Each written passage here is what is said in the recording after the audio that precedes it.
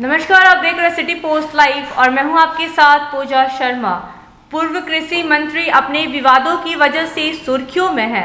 आए दिन नीतीश कुमार पर हमलावर रहते हैं और पहले तो अपशब्दों का प्रयोग किया, लेकिन अब आरजेडी के लिए बोझ बता रहे हैं पूर्व कृषि मंत्री सुधाकर सिंह।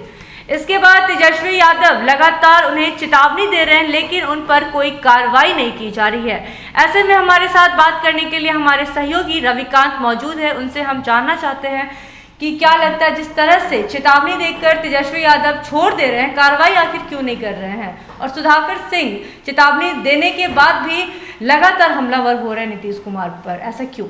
अब ऐसा लगता है कि सुधाकर सिंह का मंशा कुछ और है, क्योंकि तेजस्वी यादव के चेतावनी दे रहे हैं, वो खाना पूर्ति तो नहीं कर रहे हैं चेतावनी का, ऐसा लग रहा है। अब वो सीधे तौर पर नीतीश कुमार को मतलब कह सकते हैं कि चैलेंज कर रहे हैं, और इससे उनको पता है कि उनका बिहार में इमेज बेहतर हो रहा है और वो इस मौके को छोड़ना नहीं चाह रहे हैं। वो इस मौके को एकदम से दोनों हाथ से लपक लेना चाहते हैं। पहले लग रहा था कि एक हाथ से लपकना चाह रहे हैं इस्तीफा देकर, और भी क्या कुछ है। अब उनकी जो पॉपुलरिटी है वो काफ़ी मल्टीप्लाई हो रहा है। पहले होता था कि एक पे एक लोग जुड़ते जा रहे हैं उनसे, अब सीधे एकदम ग्राफ उनका पॉलिटिकल में आरजेडी नेताओं में और बढ़ रहा है, और जो जो विधायक अब बागी होगा उसका कह सकते हैं कि पॉलिटिकल ग्राफ बढ़ेगा। और सुधाकर सिंह इस बात को समझ गए हैं और दोनों हाथ से लपकने के लिए कह सकते हैं कि एकदम तैयार हैं।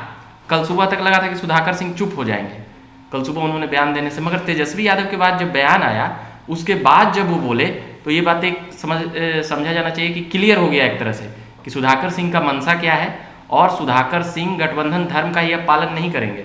अब वो कुछ भी समझ सकते हैं कि अब उन पे एक्शन लेने तक की बात हो गई, मगर अब वो इस बात को समझ गए कि अब हमको क्या करना है, नीतीश कुमार के खिलाफ ही रहना है। इसी में अब उनका राजनीतिक कह सकते हैं कि ज़्यादा चमकेगा। तेजस्वी यादव ने कल भी अपने बयान में ये कहा था कि जो इस तरह का बयान महागठबंधन सरकार के लिए प्रयोग करता है वो बीजेपी का समर्थन करता है। बावजूद इसके कल पूर्व मंत्री सुधाकर सिंह ने कल फिर बयान दिया है नीतीश कुमार पर। क्या लगता है कि उन पर कार्रवाई होगी? देखिए, एक तो पहली बात तो कि उनके पिताजी प्रदेश अध्यक्ष हैं और मंत्री रहते हुए भी वो कह दिए थे कि हम चोरों के सरदार हैं और हमसे ऊपर भी एक सरदार है। तो उस वक्त कोई नेता इतना बड़ा बयान देने का हिम्मत तो करता नहीं है, और वह किए, और उसके बाद मंत्री पद जब छोड़ दिए तो समझ सकते हैं कि वो एक अलग टाइप का मतलब कि नेताओं के रूप में अब उनकी गिनती आएगी कि भाई इस तरह से बेबाकीपन, अस्पष्टता अपनी बातों में एक दिखता है।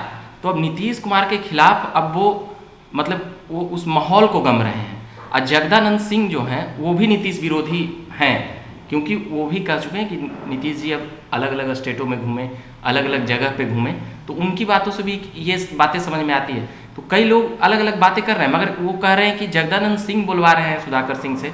कुछ बातें यह भी आया कि वो खुद नहीं इसमें पढ़ना चाहते हैं तो अपने बेटे से, मगर वो इतना भी नौसिखिया नहीं है सुधाकर सिंह कि किसी के बात पे कहने पे चलें और किसी के बात पे कहने पे नहीं चलें।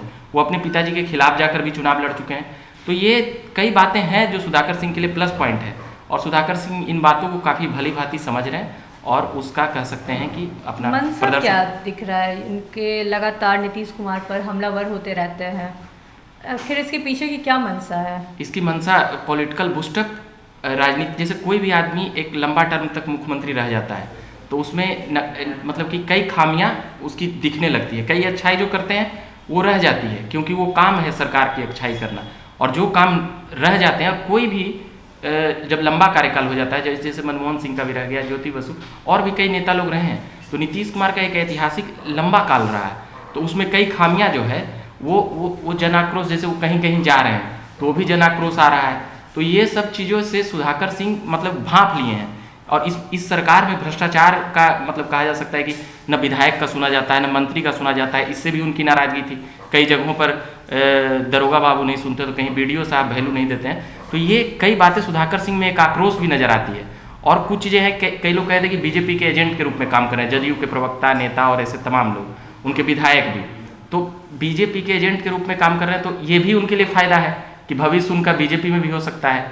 तो वो अपनी संभावनाओं के लिए क्लियर हैं सुधाकर सिंह। जैसे नीतीश कुमार अपना कुर्सी बचाने को लेकर क्लियर रहते हैं, सुधाकर सिंह भी अपना क्लियर रखे हैं प्लेटफॉर्म।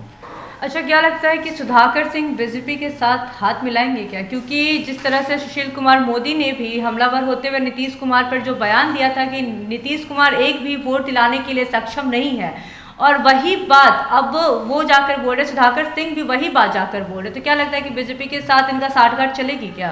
हाँ, हो सकती है एक क्या? बात और याद आया, सुधाकर सिंह का तो बैकग्राउंड भाजपाई है ही है, इसमें कोई उतनी बड़ी बात नहीं है।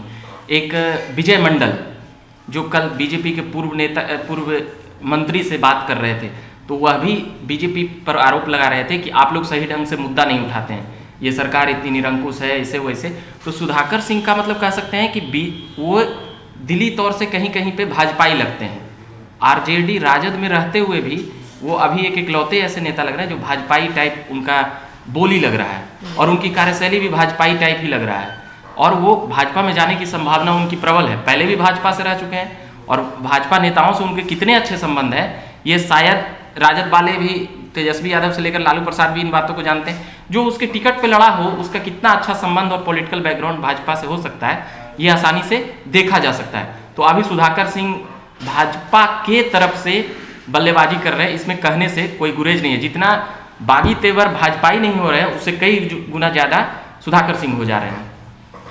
तो ये थे हमारे साथ हमारे सहयोगी रविकांत, जिन्होंने पूर्व कृषि मंत्री सुधाकर सिंह को लेकर क्या कुछ कहा। हमने कई मुद्दों को लेकर चर्चा की है, क्या कुछ निकल कर आया है वो आपने देखा। फिलहाल के इस अपडेट में इतना ही। तमाम अपडेट के लिए बने रहें सिटी पोस्ट लाइव के साथ। इस वीडियो को लाइक करें, शेयर करें और चैनल